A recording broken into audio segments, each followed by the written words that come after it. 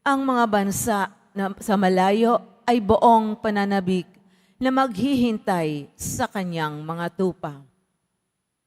Ang Diyos ang lumikha't nagladlad ng kalangitan, lumikha ng lupa, at nagbibigay buhay sa lahat ng bagay dito sa daigdig. At ngayon, ang Panginoong Diyos ay nagsabi sa kanyang lingkod, "Akong Panginoon, tumatawag sa iyo. Binigyan kita ng kapangyarihan upang pairalin ang katarungan sa daigdig. Sa pamamagitan mo ay gagawa ako ng pakikipagtipan sa lahat ng tao at magdadala ng liwanag sa lahat ng bansa. Ikaw ang magpapadilat ng mga bulag at magpapalaya sa mga bilanggo ng kadiliman." Ang salita ng Diyos. Salamat sa Diyos.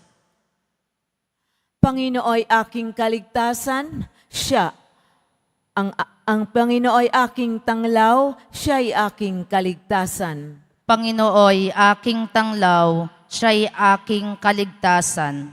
Tanglaw ko'y ang poon, aking kaligtasan. Wala siyang takot, ako kanino man. Sa mga panganib kanyang iningatan, kaya naman ako'y walang agam-agam. Panginooy aking tanglaw, siya'y aking kaligtasan. Kung ang aking buhay ay pagtatangkaan, niyong masasama, sila'y mabubuwal.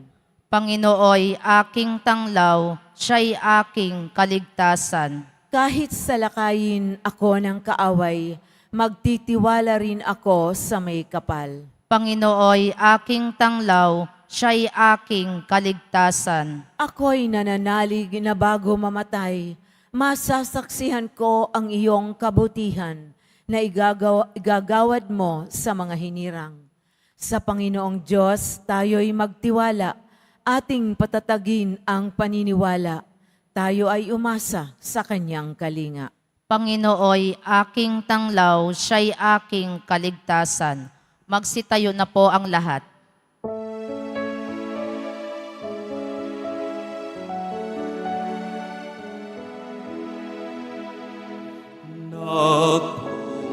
Nagpupuri kami sa'yo, Panginoong Jesucristo. Nagpupuri kami sa'yo, Panginoong Jesucristo. Nagpupuri kami sa iyo, Hari naming Jesucristo. Ang pagdamay mo sa tao ay talagang patotoo na kami minamahal mo. Nagpupuri kami sa'yo, Panginoong Jesucristo. Sumainyo ang Panginoon. At sumaiyo rin. Ang mabuting balita ng Panginoon ayon kay San Juan. Papuri sa iyo, Panginoon. 6 na araw bago magpaskwa, si Jesus ay dumating sa Betania, sa bayan ni Lazaro na kaniyang muling binuhay. Ipinaghanda siya roon ng hapunan. Naglingkod si Marta at si Lazaro'y isa sa mga kasalo ni Jesus. Kumuha si Maria ng mamahaling pabango, 1 libra ng dalisay na nardo, at ibinuhos sa mga paa ni Jesus. Pagkatapos, pinunasan ng kaniyang buhok at humalimuyak sa buong bahay ang pabango. Si Judas Iscariote, ang alagad na nagkakanulo kay Jesus, ay nagsabi, Bakit hindi ipinagbili ang pabango at ibigay sa mga dukha ang pinagbilhan? Maaaring umabot sa 300 denaryo ang halaga niyan. Hindi dahil siya'y may malasakit sa mga dukha, kaya niya sinabi iyon, kundi dahil sa siya'y magnanakaw. Siya ang nag-iingat ng kanilang salapi at kinukupit niya iyon. Sumagot si Jesus, ano't siya'y ginugulo ninyo? Pabayaan ninyong ilaan niya ito para sa paglilibing sa akin. Habang panahoy kasama ninyo ang mga dukha, ngunit ako'y hindi ninyo kasama sa habang panahon. Nabalitaan ng maraming Hudyo na si Jesus ay nasa Betania, kaya't pumaroon sila, hindi lamang dahil sa kanya, kundi para makita si Lazaro na kaniyang muling binuhay. Kaya't binalak na mga punong saserdote na ipapatay rin si Lazaro, sapagat dahil sa kaniya'y maraming Hudyo ang humiwalay na sa kanila at nananalig kay Jesus. Mga kapatid, ang mabuting balita ng Panginoon. Pinupuri ka namin, Panginoong Heso Kristo. Magsiupo ang lahat. Magandang Lunes Santo po ng umaga sa ating lahat. Atin pong pag-usapan ang Ebanghelyo ngayon na Lunes Santo. Ang Betania ay 2 miles away sa sentro ng Jerusalem. Siguro yung mga 2 miles, mga 3.2 kilometers. Yung basic na bayad sa jeep ay 3 kilometers. Mga 3.2 kilometers. Bakit naroon si Jesus sa Betania ang ating unang tanong? Dahil sa fiesta ng Passover at fiesta ng unleavened bread, kaya si Jesus ay nandoon sa malapit sa Jerusalem na ang bawat Hudyo ay kailangang dumalo sa dalawang pagtitipong ito na gaganapin sa templo. Ang Betania ay place of friendship. Bakit siya place of friendship? Dahil naroon ang magkakapatid na kaibigan ni Jesus. Alam niyo ba na si Jesus, kapag pupunta sa isang lugar, palagi siyang mayroong contact person. Matalino, no? Kasi kung pupunta siya sa isang lugar, kailangan meron siyang tutuluyan. At sa Betania, sa kaniyang pagpunta, yung 3 magkakapatid ang kaniyang mga kaibigan. Maganda nga naman, wala ka nang babayarang bahay. Dahil sa kaibigan ko ito, ako'y kanilang tatanggapin. Lalo na nung binuhay niya si Lazaro, lalong umigting ang kanilang pagkakaibigan. Kaya siguro yung gabing iyon is an evening of laughter and storytelling. Pinaghanda siya ng hapunan. Kaya nga masarap kasama yung mga kaibigang tunay. Tunay yung 3 ito ng pakikipagkaibigan sa kanya. At sa puntong ito, ipinapakita ni Jesus na ang kaniyang kahandaan upang suguin at puntahan ang kaniyang Jerusalem na nakatatak sa kaniyang misyon. Sa pakikipagrelasyon ni Jesus sa 3 magkakapatid, nakabuo ng pakikipagkaibigan. Pero ang totoong meaning ng Betania ay hindi a place of friendship, kung hindi a place or a home of affliction. Ano ba yung affliction sa Tagalog? Paghihirap. Sa araw na ito, hanggang tayo'y makarating sa pangako ng pagkabuhay, inilaan na ni Jesus na ang kaniyang buhay simula ngayong araw ay magiging araw ng paghihirap na naging magaan dahil sa kaniyang mga kaibigan. Ang ating buhay, Kristiyano, sa kabila ng paghihirap na ating dinadala, ay gumagaan dahil may mga taong yumayakap at tumatanggap sa atin.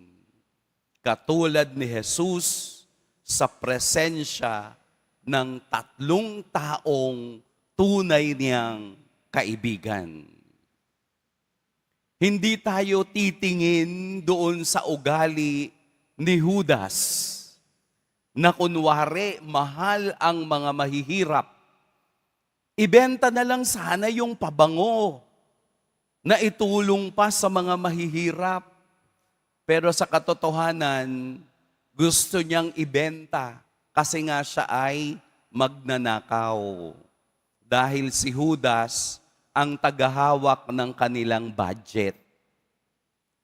Pero anong sabi ni Jesus? Huwag niyo siyang guluhin. Hayaan ninyo kung ano yung kaya niyang ibigay dahil ito na lamang ang panahong makakasama ninyo ako.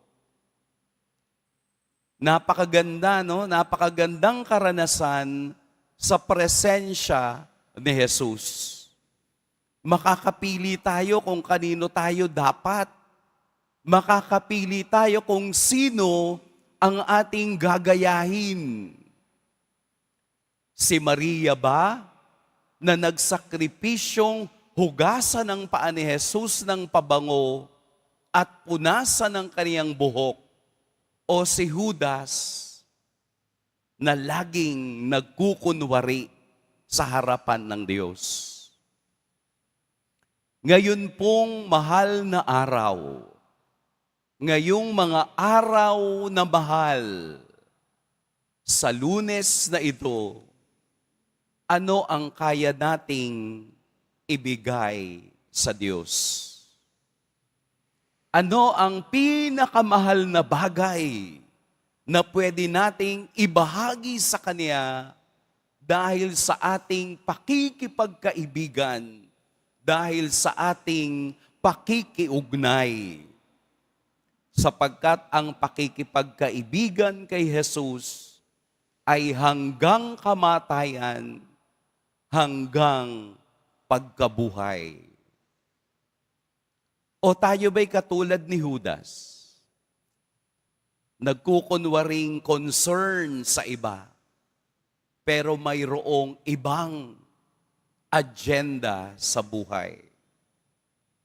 Yung bang nagmumukhang naglilingkod, nagmumukhang nagmamahal, nagmumukhang kasama, pero sa kabila ng kaniyang isip, ay masama ang kaniyang binabalak.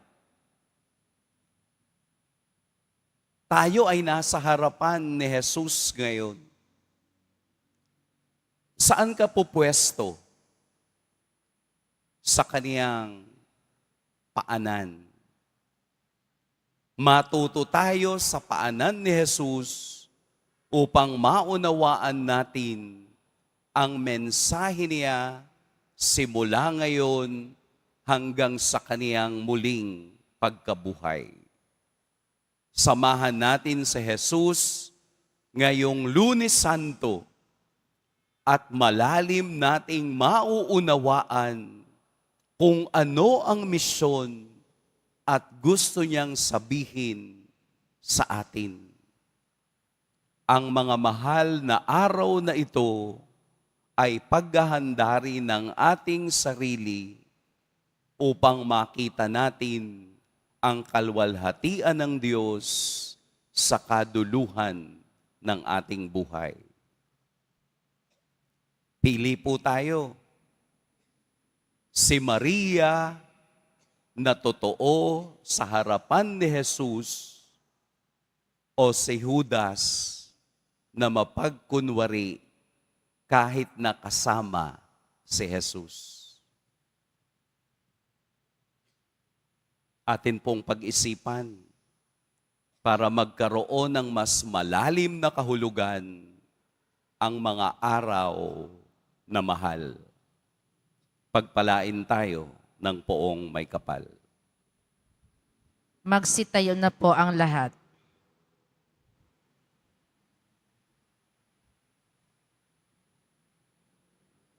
Minamahal kong mga kapatid, sa kabutihang loob ni Jesus, inaanyayahan tayo na lumapit sa Kanya ng buong pagpapakumbaba para sa kapatawaran ng ating mga kasalanan.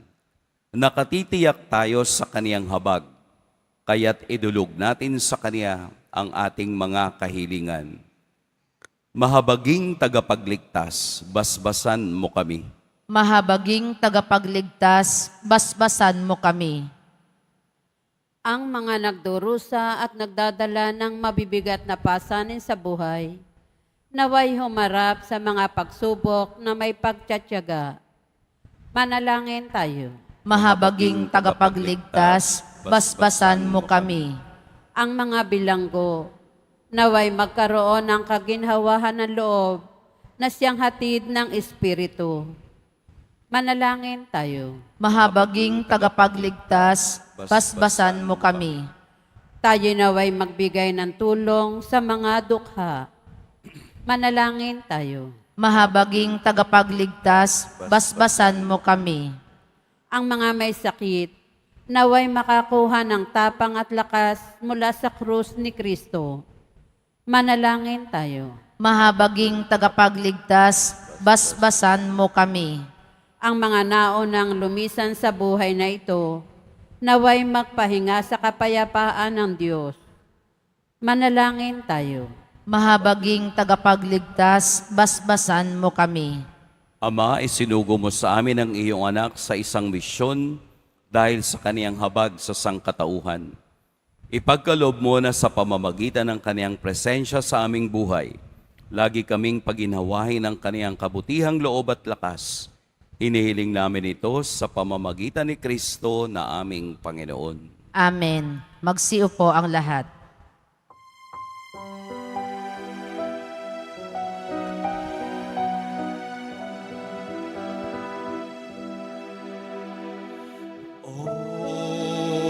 Ano magkabutihan ang maaari kong ipadama.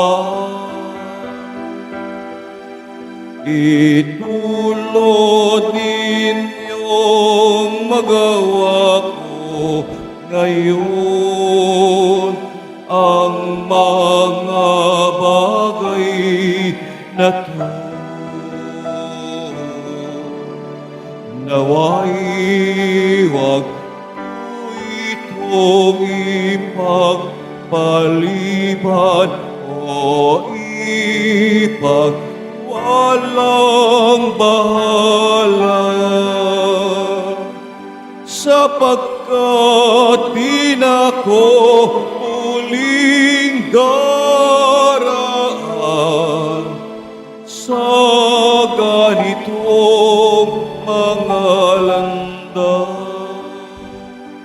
Magsitayo na po ang lahat. Manalangin kayo mga kapatid upang ang paghahain natin ay kalugdan ng Diyos amang makapangyarihan. Tanggapin nawa ng Panginoon itong paghahain sa iyong mga kamay sa kapurihan niya at karangalan sa ating kapakinabangan at sa buong sambayanan niyang banal. Ama naming lumikha, tunghayan mo ang mga ginaganap naming paghahain na iyong inilalaan upang patawad mo'y maibigay sa amin at pamungahin mo sa amin ang buhay na walang maliw sa pamamagitan ni Hesukristo kasama ng Espiritu Santo magpas sa walang hanggan. Amen. Sumainiyo ang Panginoon. At sumaiyo rin. Itaas sa Diyos ang inyong puso at diwa. Itinaas na namin sa Panginoon. Pasalamatan natin ang Panginoong ating Diyos. Marapat na siya ay pasalamatan. Ama naming makapangyarihan, tunay ngang marapat na ikaw ay aming pasalamatan sa pamamagitan ni Jesucristo na aming Panginoon. Nababanaagan na namin ang pagdiriwang sa kaniyang pagpapakasakit at pagkabuhay. Malulupig na ang dating pagsuway sa pag-ako sa kaniyang kusang loob na katapatan at magaganap na ang pag-alala sa aming pag-anib sa iyong tinubos na angkan. Kaya kaysa na mga anghel na nagsisiawit ng papuri sa iyo, nang walang humpay sa kalangitan, kami nagbubunyi sa iyong kadakilaan.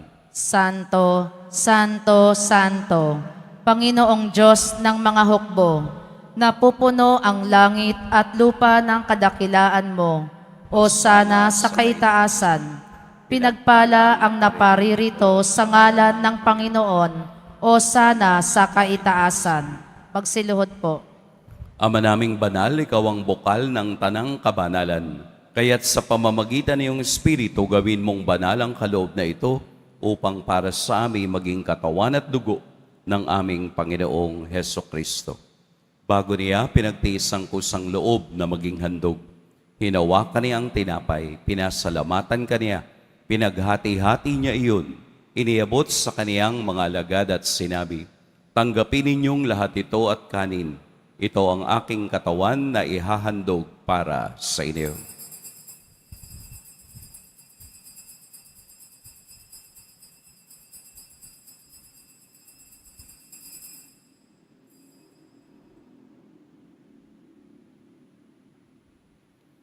Gayun din naman, noong matapos ang hapunan, hinawakan niya ang kalis, muli kaniyang pinasalamatan, inabot niya ang kalis sa kaniyang mga alagad at sinabi, "Tanggapin ninyong lahat ito at inumin. Ito ang kalis ng aking dugo, ng bago at walang hanggang tipan, ang aking dugo na ibubuhos para sa inyo at para sa lahat, sa ikapagpapatawad ng mga kasalanan. Gawin ninyo ito sa pag-alala sa akin."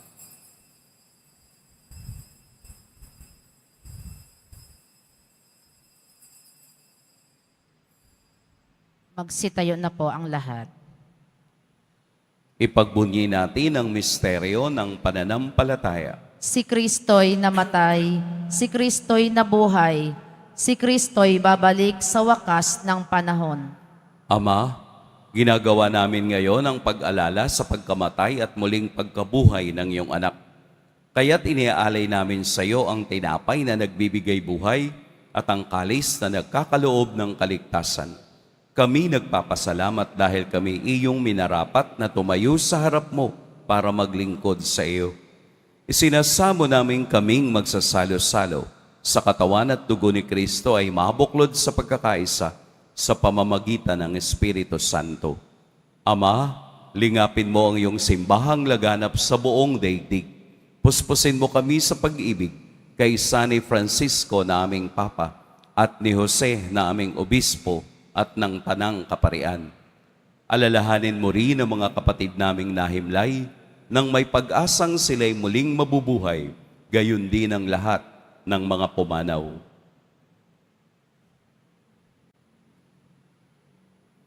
Kaawaan mo sila at patuloyin sa iyong kaliwanagan. Kaawaan mo at pagintapating kaming lahat na makasalo sa iyong buhay na walang wakas.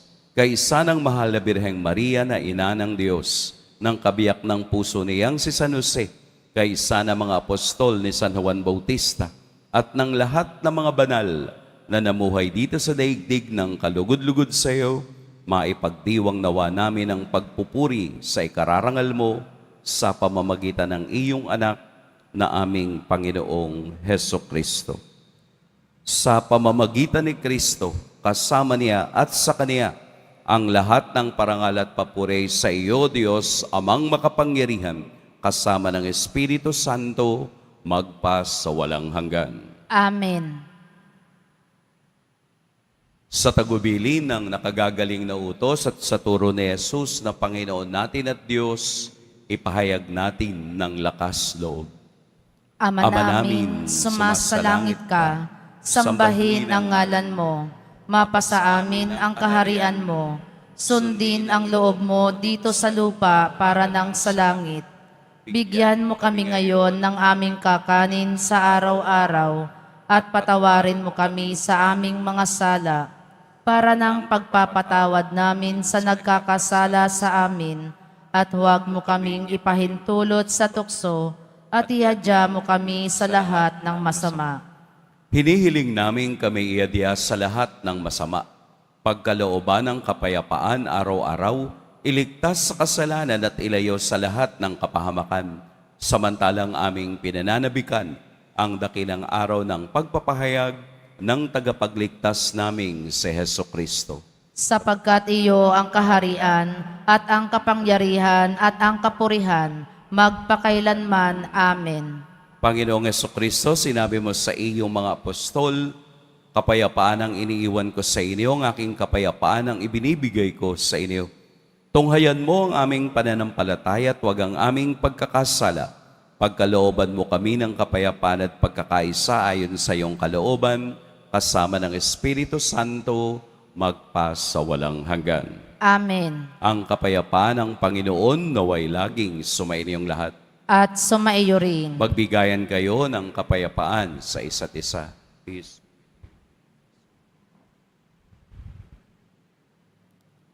Kordero ng Diyos na nag-aalis ng mga kasalanan ng sanlibutan, maawa ka sa amin. Kordero ng Diyos na nag-aalis ng mga kasalanan ng sanlibutan, maawa ka sa amin. Kordero ng Diyos na nag-aalis ng mga kasalanan ng sanlibutan, ipagkaloob mo sa amin ang kapayapaan. Magsilihod po. Ito ang kordero ng Diyos, ito ang nag-aalis sa mga kasalanan ng sanlibutan. Mapapalad ang inaanyayahan sa kaniyang piging. Panginoon, hindi ako karapat-dapat na magpatuloy sa iyo, ngunit sa isang salita mo lamang ay gagaling na ako.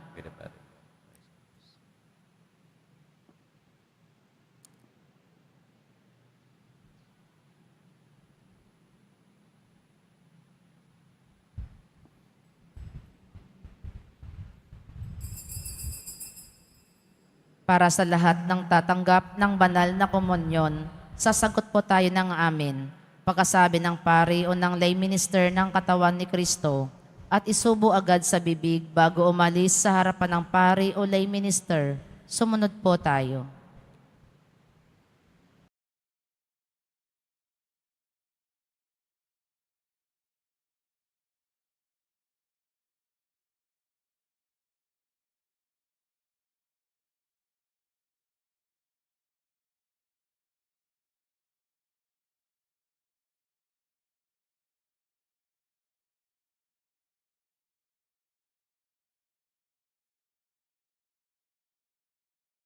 Manalangin tayo.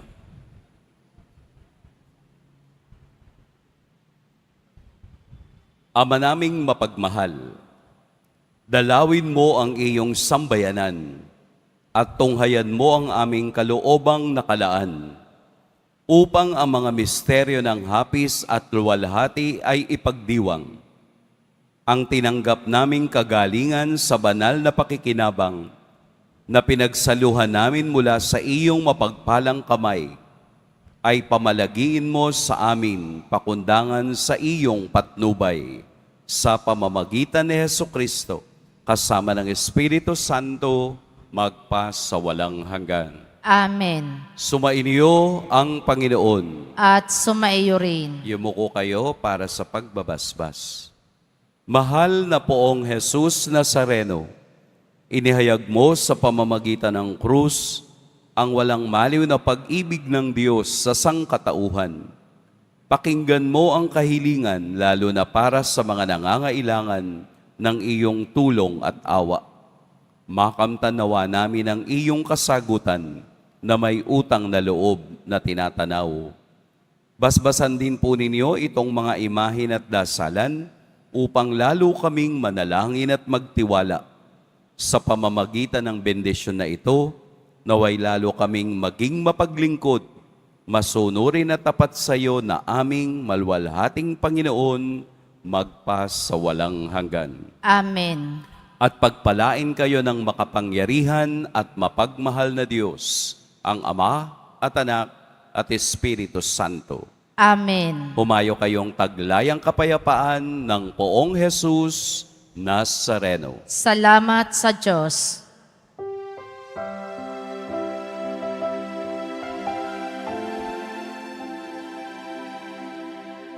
Nuestro Padre Jesús Nazareno, sinasamba ka namin.